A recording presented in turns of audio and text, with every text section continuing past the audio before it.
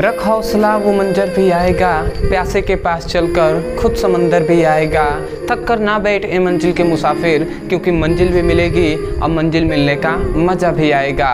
तो hello everyone, आज के इस वीडियो में हम पढ़ने वाले हैं क्लास 12 फिजिक्स का बहुत ही इम्पॉर्टेंट टॉपिक जो आपके बोर्ड एग्जाम में बार बार पूछ लिया जाता है, जो है एम्पियर का परिपथीय नियम। तो एम्पियर का परिपथीय नियम क्या होता है, आज के इस वीडियो में हम समझेंगे। और मैं आपको विश्वास दिलाता हूं कि इसी वीडियो में आपको एम्पियर का परिपथीय नियम याद हो जाएगा। तो चलिए हम स्टार्ट करते हैं। तो यहाँ पे हमें सबसे पहले ये जानना है कि ये जो एम्पियर का परिपथीय नियम है ये आपके लिए मोस्ट इंपॉर्टेंट है क्लास 12 बोर्ड एग्जाम के लिए। अब आता है कि एम्पियर का परिपथीय नियम है क्या। तो यहाँ पे हमने एम्पियर का परिपथीय नियम लिख दिया है, बट आपको यहाँ पर हम इस नियम को याद कराएंगे। पर ये नियम में क्या बताया गया है इसको थोड़ा सा समझिए। यहाँ पे लिखा गया है किसी चालक में धारा प्रवाहित करने पर उत्पन्न बंद चुंबकीय क्षेत्र के किसी बिंदु पर चुंबकीय क्षेत्र की तीव्रता का पृष्ठीय समाकलन उसमें प्रवाहित धारा के म्यू नॉट गुना होता है। देखिए अभी आपको याद नहीं हो रहा है, वीडियो के समाप्त होने तक आपको ये याद हो जाएगा। तो चलिए कैसे, ये आपको फिगर थोड़ा सा समझना होगा, उसके बाद ही आपको समझ में आएगा। तो मैं इसको मिटा दे रहा हूँ, उसके बाद मैं इसको फिर से बनाऊंगा जिससे आपको बेहतर तरीके से समझ में आएगा।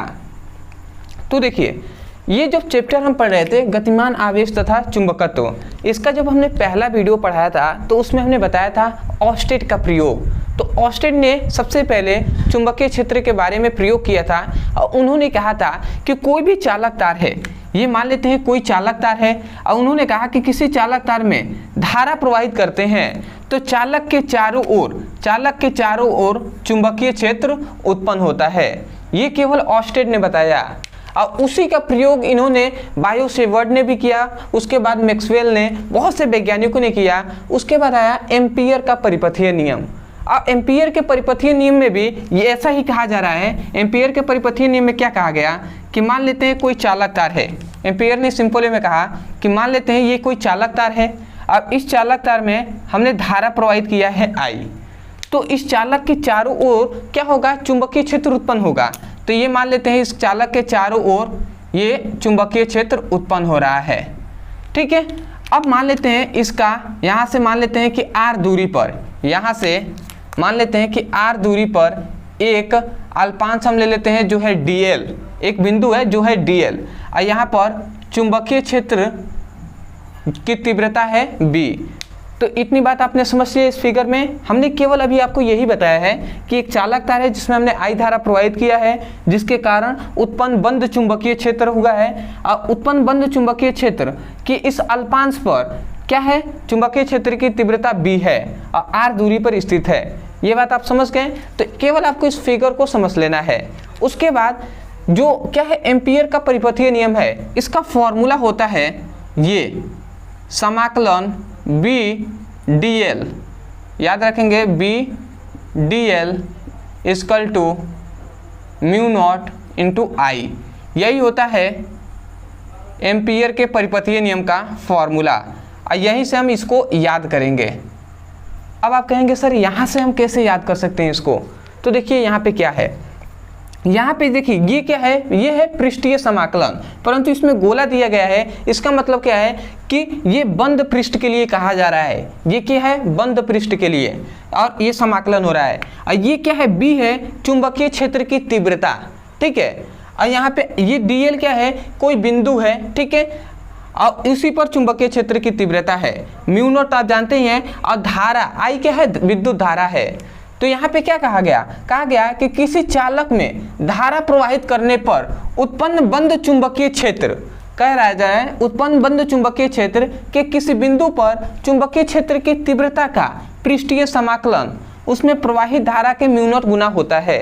इसका मतलब क्या हुआ कि यदि हम ये चालक तार है, इसमें हमने जैसे ही धारा प्रवाहित किया तो इसके चारों ओर चुंबकीय क्षेत्र उत्पन्न हो रहा है, तो यही कहा जाएगा। अब ध्यान से यहाँ से समझिएगा, हम कह रहे हैं किसी चालक तार में धारा प्रवाहित करने पर उत्पन्न बंद चुंबकीय क्षेत्र के किसी बिंदु पर चुंबकीय क्षेत्र की तीव्रता का पृष्ठीय समाकलन उसमें प्रवाहित धारा के म्यू नॉट गुना होता है। यहाँ पे कुछ नहीं तो बीच में गुणा ही न है, तो गुना होता है। समझ में आया। ध्यान से समझेंगे तब आपको समझ में आएगा। अब मैं यहाँ से आपको बोल रहा हूँ, हम यहाँ पे केवल यही समझना है कि किसी चालक तार में धारा प्रवाहित करने पर उत्पन्न बंद चुंबकीय क्षेत्र के किसी बिंदु पर चुंबकीय क्षेत्र की तीव्रता का पृष्ठीय समाकलन उसमें प्रवाहित धारा का म्यू नॉट गुना होता है। तो आशा करते हैं कि यहाँ से आपको समझ में आ गया होगा। ठीक है, ये देखिए अल्पांश कोई बिंदु है तो इस पर चुंबकीय क्षेत्र की तीव्रता है b और यहाँ पे ये कोष्ठ इस प्रकार दिया गया है, ये समाकलन का चिन्ह है। तो यहाँ से आप याद करेंगे तो बेटर तरीके से आपको याद हो जाएगा। एक बार और सुनिए, आप कहेंगे कि एम्पीयर के परिपथीय नियम के अनुसार किसी चालक तार में I धारा, मतलब किसी चालक तार में धारा प्रवाहित करने पर उत्पन्न बंद चुंबकीय क्षेत्र के किसी बिंदु पर चुंबकीय क्षेत्र की तीव्रता का पृष्ठीय समाकलन उसमें प्रवाहित धारा के म्यू नॉट गुना होता है। तो आशा करते हैं कि अब आपको यहाँ से एम्पीयर का परिपथीय नियम याद हो गया होगा। परंतु कुछ ऐसे विद्यार्थी हैं जिनको अभी याद नहीं हुआ होगा, मैं उनसे हाथ जोड़कर निवेदन करूंगा कि देखिए आपको याद, इसको रटेंगे तो भूल जाएंगे। आप क्या कीजिए, थोड़ी सी वीडियो को हमारे पीछे कर लीजिए और उसके बाद इसको बार बार आप सुनिए, क्योंकि जितना आप सुनकर याद कर सकते हैं जल्दी, उतना आप रट कर याद नहीं कर पाएंगे। तो इसको सुनिए और यहाँ से ही इस जो नियम है इसको याद करने का प्रयास कीजिए। तो आशा करते हैं आपको नियम समझ में आ गया होगा। अब आते हैं कि इसको, ये जो फॉर्मूला है ना, जब भी आपको बायो-सेवर्ट का नियम कहता है तो इस फॉर्मूले को आपको प्रूफ करना होता है। तो चलिए हम प्रूफ करते हैं। तो यहाँ पे मैं लिख देता हूँ प्रूफ। प्रूफ को सिद्ध हम कह सकते हैं हिंदी में, ठीक है। अब देखिए प्रूफ हमें करने के लिए क्या चाहिए। इससे पहले हमने पढ़ा था बायो-सेवर्ट का नियम। तो बायो-सेवर्ट के पहला अनुप्रयोग है कि किसी चालक से r दूरी पर स्थित चुंबकीय क्षेत्र की तीव्रता, ठीक है, एक फॉर्मूला होता है बायो-सेवर्ट का नियम का। प्रथम अनुप्रयोग जो है उसमें ये फॉर्मूला पढ़ाया गया है कि चालक से r दूरी पर उत्पन्न चुंबकीय क्षेत्र की तीव्रता, चुंबकीय क्षेत्र की तीव्रता का फॉर्मूला आपको बताया गया है B = mu not by 4 2I/r। ये एक फॉर्मूला है जो है बायो-सेवर्ट के नियम के प्रथम अनुप्रयोग का। यही है चालक से r दूरी पर उत्पन्न चुंबकीय क्षेत्र की तीव्रता जो है B = mu not by 4 2I/r, ये होता है। अब हमें इसको प्रूफ करने के लिए हम इन दोनों पक्षों का समाकलन करेंगे। और किसके सापेक्ष? तो dl के सापेक्ष। ये जो dl दिखाई दे रहा है ना, अल्पांश बिंदु, इसके सापेक्ष हम करेंगे। तो हम क्या लिखेंगे? हम लिखेंगे दोनों पक्षों का dl के सापेक्ष समाकलन करने पर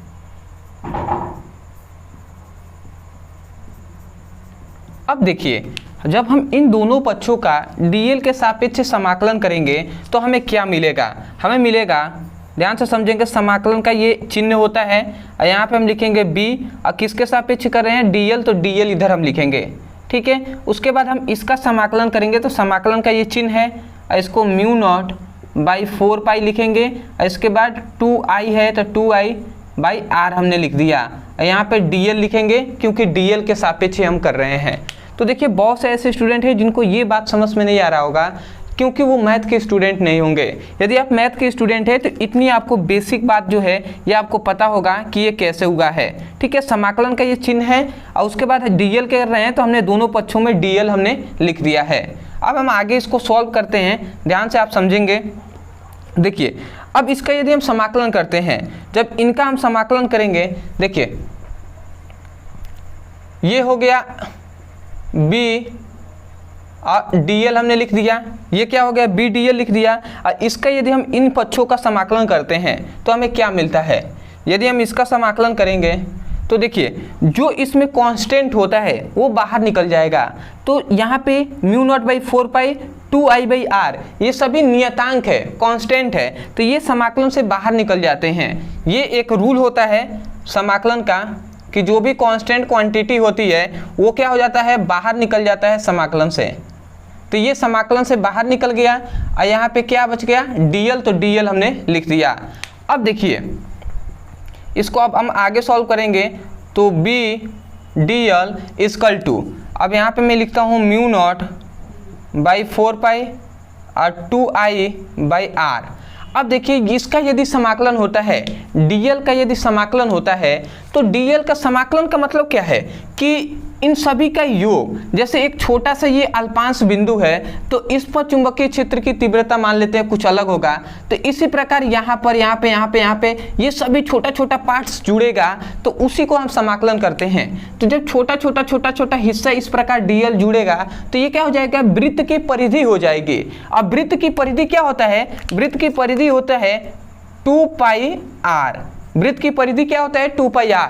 तो इसका यदि हम समाकलन करते हैं तो वृत्त की परिधि आ जाएगी जो है 2 पाई r, और ये कांस्टेंट है तो ये भी बाहर निकल जाएगा। ठीक है, तो ये हमने लिख दिया। अब देखिए यहाँ पे थोड़ी सी जो ध्यान से आपको समझना है, नहीं तो इसमें कंफ्यूज हो जाएंगे। सबसे पहले ये r से ये r कैंसिल हो गया, ठीक है, और यहाँ पे देख रहे हैं पाई से ये पाई कैंसिल हो गया, और उसके बाद ये 2 एकम में 2 और 2 दूना 4, मतलब ये 2 बार में कट गया 4, और फिर से ये 2 से फिर से ये भी 2 कैंसिल हो गया। तो अब यहाँ पे केवल बचा क्या, यहाँ पे बचा म्यू नॉट और इधर बचा आई। तो यहाँ पे अगर हम इसको लिखते हैं तो यहाँ पे हमें बचा b dl इक्वल टू, इधर बचा म्यू नॉट इंटू आई।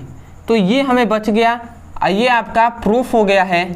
आप ध्यान से अगर देखते हैं तो यही है आपका एम्पियर के परिपथीय नियम। ठीक है, जो है b dl equal to mu not by I.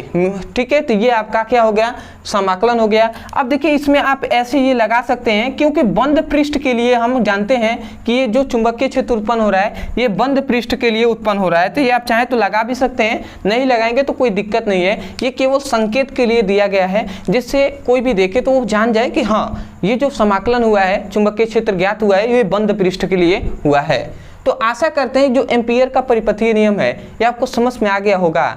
ठीक है, फिर भी ये मैं एक बार अंत में इस नियम को बोल रहा हूँ क्योंकि जो विद्यार्थियों को समझ में आ गया है वो एक बार तैयार इसको कर लें, और जिनको नहीं आया है वो एक बार और यहाँ से सुन लें। आप लिखेंगे एम्पियर के परिपथीय नियम के अनुसार किसी चालक तार में धारा प्रवाहित करने पर उत्पन्न बंद चुंबकीय क्षेत्र के किसी बिंदु पर चुंबकीय क्षेत्र की तीव्रता का पृष्ठीय समाकलन उसमें प्रवाहित धारा के म्यू नॉट गुना होता है।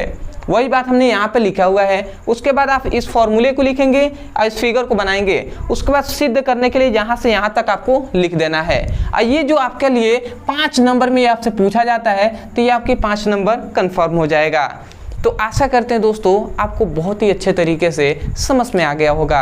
अदरवाइज यदि आपको समझ में आया है तो हमें कमेंट सेक्शन में बताइएगा कि वास्तव में आपको ये वीडियो कैसा लगा। और दूसरी बात, चैनल पे नए होंगे और आप सीरियस पढ़ाई कर रहे हैं तो चैनल को जरूर सब्सक्राइब कीजिएगा, क्योंकि यदि आप भी क्लास 12 का फिजिक्स और केमिस्ट्री का सीरियस होकर पढ़ाई कर रहे हैं और आप चाहते हैं कि बोर्ड एग्जाम में अच्छे नंबर से हम पास हो जाए तो जरूर सब्सक्राइब कीजिएगा, क्योंकि आगे भी ऐसे ही आपके लिए कंटेंट प्रोवाइड कराते रहेंगे। चाहे जितने भी इंपॉर्टेंट क्वेश्चन हो वो सब हम करा भी रहे हैं और कराएंगे भी। यदि आप पढ़ना चाहते हैं तो आप जाइए चैनल के प्लेलिस्ट में, वहाँ पे फिजिक्स और केमिस्ट्री का प्लेलिस्ट बना दिया गया है। वहाँ पे आपको सीक्वेंस में सभी चैप्टरों का चैप्टर वाइज आपको सभी इंपॉर्टेंट क्वेश्चन कराया जा रहा है। फिजिक्स का, केमिस्ट्री का सभी आपको न्यूमेरिकल कराया जा रहा है चैप्टर वाइज सभी हम फॉर्मूले बता रहे हैं, कैसे आपको टाइम टेबल बनाना चाहिए, कैसे आपको अच्छे से पढ़ाई करना चाहिए, कैसे कम घंटे में आप पढ़कर अच्छे नंबर से पास हो सकते हैं, ये सब कुछ हम यहाँ पे बता रहे हैं। तो इस प्रकार आप अच्छे से पढ़ाई कीजिए। अदरवाइज नोट्स के लिए आप जानते ही होंगे कि आप चाहते हैं तो इसका सभी का नोट्स भी मिल जाएगा।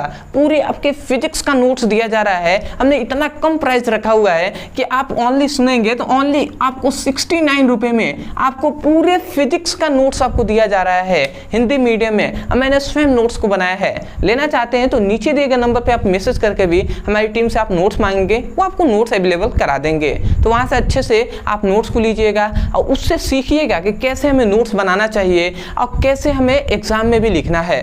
तो आशा करते हैं आप समझ गए होंगे। तो चलिए दोस्तों, आज के लिए इतना ही। मिलते एक बेहतरीन टॉपिक के साथ, तब तक के लिए धन्यवाद। जय हिंद, जय भारत।